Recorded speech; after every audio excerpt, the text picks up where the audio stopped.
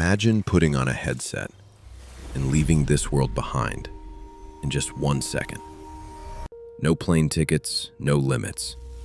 One moment you are in your room, the next, you are standing on Mars. This is not science fiction anymore. This is virtual reality.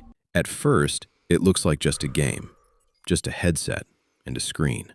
But slowly, it's changing everything. How we learn, how we work, how we connect. A student can perform a heart surgery before becoming a doctor. A child can walk through history instead of just reading it. But here's the scary question. What if we start loving the virtual world more than the real one? The future is not about escaping reality. It's about enhancing it. VR will not replace real life, but the people who use it to learn faster and grow faster will replace those who don't. The headset is not the future. What you do with it is.